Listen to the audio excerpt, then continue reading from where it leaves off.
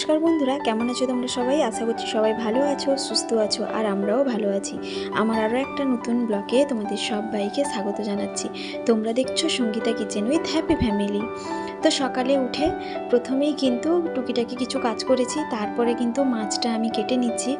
আর কি বলো তো, চান করার আগে মাছটা কেটে নিলে ভালো হয়, আর চান করার পরে মাছ কাটলে একটু গন্ধ লাগে।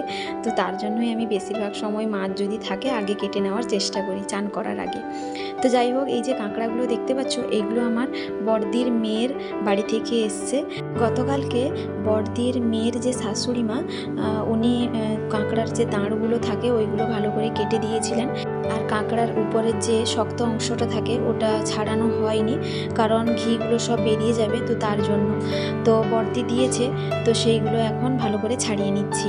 আর গতকালকে যে শোল মাছটা ছিল, তো কিছুটা আছে, সেইগুলো আজকে ধোকা রান্না করব, তো তার জন্য ছোট ছোট করে কেটে নেব। আর এই যে কাঁকড়াটা ভালো করে ছাড়িয়ে নিয়েছি, দেখতেই পেলে কতগুলো কাঁকড়া বেরিয়ে গেছে, মানে কাঁকড়ার যে খোলগুলো হয় ওইগুলো বেরিয়ে গেছে। তো ভালো করে ছাড়িয়ে নিয়েছি, আর প্রচণ্ড পরিমাণে ঘি হয়েছে। তো একবার বলেছিলাম যে এই ছোট ছোট কাঁকড়াগুলো দিয়ে পাঠাতে, তো ওরা পায়নি বলে বড় কাঁকড়া দিয়ে পাঠিয়েছিল।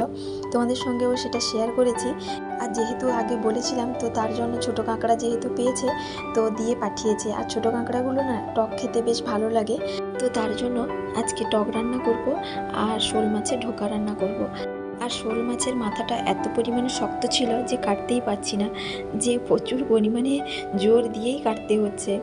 তো যাই হোক, মাছগুলোকে ভালো করে কেটে ধুয়ে ফ্রিজে রেখে দেবো। এখন যখন রান্না করব তখন আবার বের করব।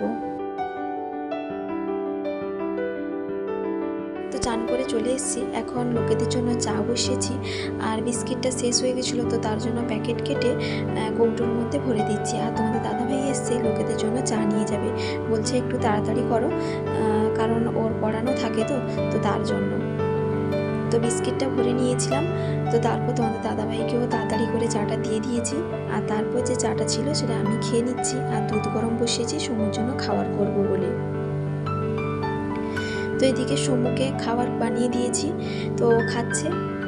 তারপর চলে এলাম রান্নাঘরে, কারণ সকালে আমাকে তাড়াতাড়ি করে রান্না করতে হয়। তোমাদের দাদাভাই খেয়ে অফিস যায়, তো তার জন্য আমারও সকালে ডিউটি থাকে বেশিরভাগ সময়। তো আজকে বেগুন ভাজা করছি, আর শোল মাছের ঢোকা করব, তার জন্য ঝোলের যেরকম মশলা হয় সেই মশলাগুলো আমি সব মাখিয়ে দিলাম। শোল মাছের ঢোকা করলে আমি আমার মায়ের কাছ থেকে শিখেছি এইভাবে রান্নাটা, মানে ছোট ছোট করে মাছ কেটে লবণ, হলুদ, লঙ্কা গুঁড়ো, ঝোলের যেরকম মশলা হয়, মানে আদা, রসুন, পেঁয়াজ সব কিছু মাখিয়ে কিছুক্ষণের জন্য রেখে দেব। তারপর যেরকম ঝোলের মশলা হয় সেই মশলাগুলো করে তারপর এই মাখানো যে মাছটা এটা দিয়ে দিব। তো যাই হোক, বেগুন ভাজা হয়ে যাওয়ার পর নামিয়ে নিয়েছি, তারপর বড়ি একটু ভাজা করলাম। আর শোল মাছের যে ঢোকা রান্না করব, তো তার জন্য ছোট ছোট করে আলু কেটে সেটা ভেজে নিলাম, দেখতেই পেলে। আর করব কাঁকড়ার টক। কাঁকড়ার টকের জন্য আমি আগে থেকে তেঁতুলটা ভিজিয়ে রেখেছিলাম, যাতে কাতটা ভালোভাবে বেরিয়ে যায়, তো তার জন্য।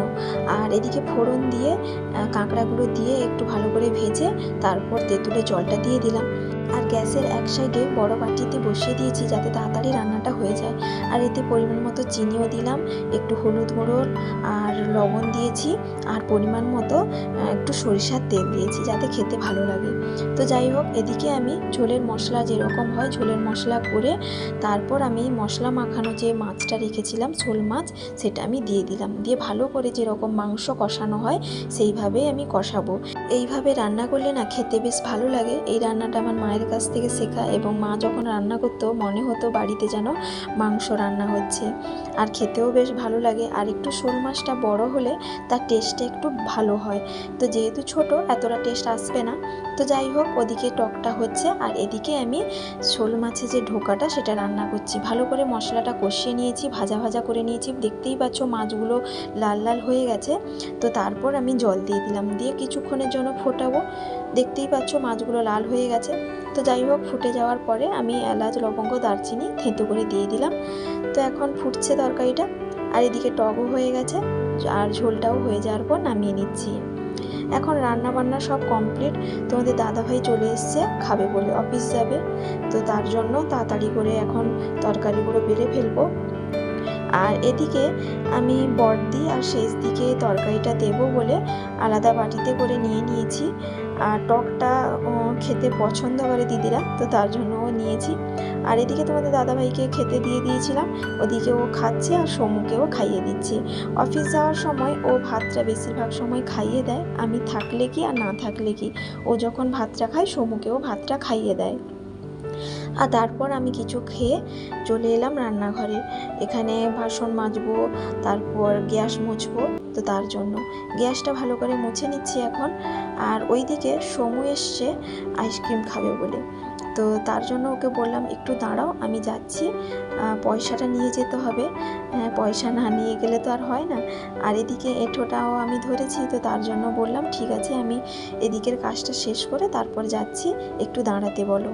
এটা মুছে নেওয়ার পর একটু জল দিয়েও ধুয়ে দিলাম যাতে ভালো লাগে দেখতে। আর এই যে আইসক্রিম বিক্রি করতে এসেছিলেন, তো আমি দাঁড়াতে বলেছিলাম, আমি পয়সা নিয়ে এলাম। আর এই যে আমি পয়সা নিয়ে আসতে আর এখানে দেখি সমুকে তার বৌদি আইসক্রিম এনে দিয়েছে, আর বড়দির বৌমা সবাইকেও এনে দিচ্ছে। আমি বললাম যে আমি পয়সা নিয়ে এসেছি, আমি কিনে নেব না, ও শুনলো না, সবাইকে একটা করে কিনে দিল। আর এখানে এই যে সমু বসে খাচ্ছে। আর সত্যি গরমের মধ্যে আইসক্রিম কার না খেতে ভালো লাগে। আর এই আইসক্রিমটা খেতে খেতে ছোটোবেলাকার কথাও মনে পড়ে গেল, কারণ আমরা এইসব আইসক্রিমগুলো 1 টাকা দিয়ে খেতাম, নারিকেল দেওয়া থাকে। আর এই নারিকেল দেওয়া আইসক্রিমগুলো খেতেও বেশ ভালো লাগতো, কিন্তু এখনকার দিনে নারিকেল আইসক্রিম কিনলে কিন্তু নারিকেলের ভাগটা খুবই কম দেখা যায়। তো যাই হোক, যেটা পাচ্ছি সেটা অমৃত ভেবে খেয়ে নিতে হবে। আর এদিকে সমুর বায়না তার দাদার আইসক্রিমটা নেবে, তো আমি বললাম হোক দাও, আর তার আইসক্রিমটা তুমি নিয়ে নাও। আর এদিকে বড়দির ঘরে আমের আচার করেছিল, তো সেগুলো শিশির মধ্যে ভরে দিচ্ছে। আর বড়দি নিয়েছিল পেপসি, আর এই পেপসির মধ্যে জিনিস ভর্তি, লবণ একটুও নেই, তো তার জন্য তার বৌমা কী করছে, জলজিরা একটু দিয়ে টেস্ট করে দিচ্ছে যাতে খেতে ভালো লাগে। তো যাই হোক, আমি এখানে সরিষা ধুয়ে নিয়ে এলাম, সরিষাটা রোদে দেব। আর কিছু ভুসিমাল বাজার নিয়ে এলে না তোমাদের দাদাভাই, আমি ধুয়ে কিন্তু রোদে শুকিয়ে রান্না করার চেষ্টা করি। তো মাঝে মধ্যে যখন শেষ হয়ে যায় তখন কিন্তু এক আধবার নিয়ে রান্না করে নিই, নাহলে বেশিরভাগ সময় আমি কিন্তু রোদে শুকিয়ে তারপরই কিন্তু আমি রান্না করি, মানে ধোয়ার পরে রান্নাটা করি। তো যাই হোক, এখানে রোদে শুকোতে দিলাম। তো তারপর রান্নাঘরে এলাম, গ্যাসটা যে মুছে নিয়েছিলাম, তারপর এই ওভেনগুলো ধুয়ে এখন লাগিয়ে দিচ্ছি। আর কিছু বাসন ছিল সেগুলো মেজে নিয়েছি। আর তারপর নিয়ে এলাম জল ভরে, সকালে জলটা ভরতে পারিনি, তো তার জন্য জলটা ভরে নিয়ে এলাম। তো তারপর এসছি নতুন ঘরে কি কাজ হয়েছে না হয়েছে একটু দেখার জন্য। এদিকে তো টাইলস বসেছিল, কালকে তোমাদেরকে দেখিয়েছি। আর এদিকেরটা বাকি ছিল, সেইটা দেখলাম কি টাইলস বসে গেছে, আর সামনের যে অংশটা বাকি ছিল সেইটা বসে গেছে, শুধু তাকটা বসানো হয়নি। তো দেখতেই পাচ্ছ বেশ ভালো লাগছে। আর উপরে দেখছি কি একটা বর্ডারও লাগানো হয়েছে, বেশ দেখতে ভালো লাগছে সাদার উপরে, যেহেতু দেওয়ালটা সাদা আছে তো তার জন্য বর্ডারটাও সাদা দেওয়া হয়েছে। তো যাই হোক, পুরোটা দেখিয়ে দিচ্ছি ঘুরে তোমাদেরকে। আর টাইলসটা বসার পর একেবারে চেঞ্জ হয়ে গেছে বাড়িটা, আগে কীরকম ছিল এখন কীরকম লাগছে, বেশ ভালো লাগছে। আর এখন ভাবছি যে কবে এখানে আসবো। আর এখানে এত পরিমাণ বাতাসও হয়, বিকেলে এলে না এখান থেকে যেতেও ইচ্ছে করে না, প্রচুর পরিমাণে বাতাস হয়, কারণ ফাঁকা মাঠের মধ্যে অনেক গাছ আছে, তো তার জন্য বাতাসটা বেশি পাওয়া যায়, বেশি বাড়ি নেই, তো তার জন্য। আর রান্নাঘরে দেখলাম যেরকম ছিল সেই রকমই আছে, বাথরুমের ওই নিচের অংশটা একটুখানি মনে হয় কাজ হয়েছে, আর সেরকম কিছু কাজ হয়নি, যেরকম ছিল সেই রকমই আছে। যাই হোক বন্ধুরা, প্রতিদিনের মতো আবারও বলছি, আমার আজকের এই ব্লগটা কেমন লাগছে অবশ্যই কমেন্ট করে জানাবে। যদি কোথাও একটুকু ভালো লেগে থাকে একটা লাইক দিতে ভুলো না। আর যারা এখনও সাবস্ক্রাইব করোনি প্লিজ একটা সাবস্ক্রাইব করার অনুরোধ রইল। আর যারা অলরেডি সাবস্ক্রাইব করে দিয়েছো তাদেরকে অসংখ্য অসংখ্য ধন্যবাদ।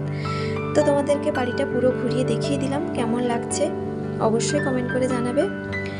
আর এদিকে এসে যখন দেখি আমার শেষদির মেয়ে আম মাখা করছে, আর আম মাখাটা বেশি কিন্তু এই রকমই খেতে ভালো লাগে, কারণ দাঁত লাগানো যাবে না, যেসব আমগুলো টক হয়। আর এদিকে আমার শেষদির ছেলে আর বড়দি মাঝখানে একটু একটু করে নিয়ে খাচ্ছে। তো আমরা বলছি যে শেষ হয়ে যাচ্ছে, আগে থেকে খেয়ে নিচ্ছ কেন, আগে মাখানো হোক। তো এখানে কাসন্দি দিয়েছে আমার শেষদার ছেলে, তো বড়দি বলছে দিলি কেন, খেতে ভালো লাগবে না। আমি বলছি হোক, একটা নতুন জিনিস টেস্ট করা হোক, কোনোদিন কাসন্দি দিয়ে খাওয়া হয়নি। তো কাসন্দি আর কাঁচা লঙ্কা আর লবণ দিয়ে মাখাচ্ছি। আর এখন কেমন খেতে লাগে খেয়ে তোমাদেরকে বলবো। তো যাই হোক, এখন ভালো করে আমটা মাখিয়ে নিই। আর মাখানোর সময়ও জিভে জল চলে এসেছিল। আর এখন যে ভয়েস দিতে বসছি এখনও কিন্তু জিভে জল চলে আসছে। তো যাই হোক, আম মাখা কার না খেতে ভালো লাগে। তো যাই হোক, আম মাখাটা কিন্তু এতটা ভালো হয়নি, কারণ হচ্ছে ওই যে কাসন্দি দেওয়া হয়েছে ওর টেস্টটা কিন্তু একেবারে পাল্টে দিয়েছে। আম মাখার যে একটা আলাদা টেস্ট থাকে সেই টেস্টটা কিন্তু পাওয়া যাচ্ছে না।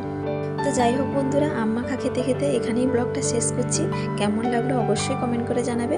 সবাই ভালো থাকবে, সুস্থ থাকবে, আবারও দেখা হবে।